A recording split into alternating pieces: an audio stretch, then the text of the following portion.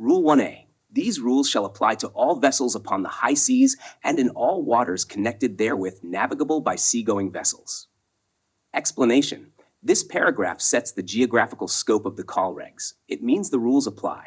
On the high seas, international waters. Most countries consider all waters outside the territorial waters to be the high seas.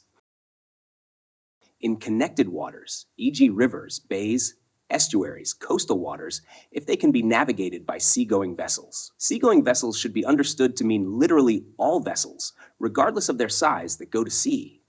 So even if a vessel is not on the open ocean, as long as the waterway connects to the sea and allows the passage of seagoing ships, the COLREGs must be followed.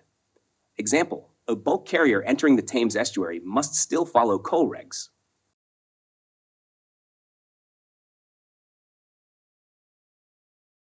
Rule 1B. Nothing in these rules shall interfere with the operation of special rules made by an appropriate authority for roadsteads, harbors, rivers, lakes, or inland waterways connected with the high seas and navigable by seagoing vessels. Such special rules shall conform as closely as possible to these rules. Explanation. Some areas, like harbors, rivers, lakes, and inland waterways, may have their own local navigation rules issued by a competent national or port authority. If there is a pilot on board, it can be left to him to explain and apply those rules, or you can apply them yourself from your own knowledge and experience. Roadsteads are included among the areas for which an appropriate authority may lay down special rules. A roadstead is an open anchorage, generally protected by shoals, which offers less protection than a harbor. This means that coastal states or local authorities may make special rules for areas which lie outside the usual limits of inland waters. Special local rules take precedence over the IMO rules. These local rules can operate alongside COLREGs. However, it is hoped that there will be no proliferation of special rules and that the authorities will make every effort to eliminate any important differences with COLREG 72, which would be likely to confuse mariners. Example, port approaches may have traffic separation schemes, speed restrictions, or tug requirements in addition to COLREGs.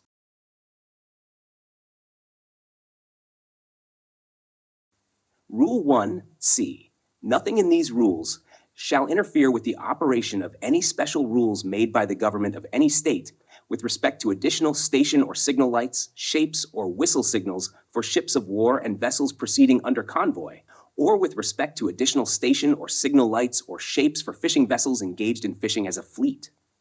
These additional station or signal lights, shapes, or whistle signals shall, so far as possible, be such that they cannot be mistaken for any light, shape, or signal authorized elsewhere under these rules. Explanation. Governments can set special signal rules for warships, convoy vessels, fishing fleets operating together. The additional station lights, signal lights, shapes, and whistle signals only apply between the vessels concerned and are not meant for other traffic. This rule does not apply to the signals for vessels fishing in close proximity listed in Annex 2, which have received international agreement. These additional signals help identify special operations or military activities, ensuring safety and coordination. But these signals must be designed carefully so they cannot be confused with standard COLREG lights, shapes, or sounds. Example, a naval convoy might display extra station lights to show its formation, but these won't look like normal navigation lights. Rule 1D. Traffic separation schemes may be adopted by the organization for the purpose of these rules. Explanation. When a traffic separation scheme, TSS, has not been adopted by the International Maritime Organization, IMO, but is established by the appropriate authorities, the rules for traffic separation schemes do not apply. The appropriate authorities can even enforce stricter rules with regards to the use of a traffic separation scheme or a deep water route than the IMO COLREGs require. The International Maritime Organization can officially adopt traffic separation schemes. TSS are like highways at sea. They organize ship movements to reduce collision risk in congested areas, e.g. Dover Strait, Singapore Strait. When a TSS is adopted by IMO, it becomes part of COLREGs, and ships must comply with its requirements as detailed in Rule 10. Example, vessels must follow the correct lane direction and avoid crossing traffic lanes improperly. Rule 1E. Whenever the government of any state shall have determined that a vessel of special construction or purpose cannot comply fully with the provisions of any of these rules with respect to the number, position, range, or arc of visibility of lights or shapes, as well as to the disposition and characteristics of sound signaling appliances, such vessel shall comply with such other provisions in regard to the number, position, range, or arc of visibility of lights or shapes, as well as to the disposition and characteristics of sound signaling appliances, as her government shall have determined to be the closest possible compliance with these rules in respect of that vessel. Explanation.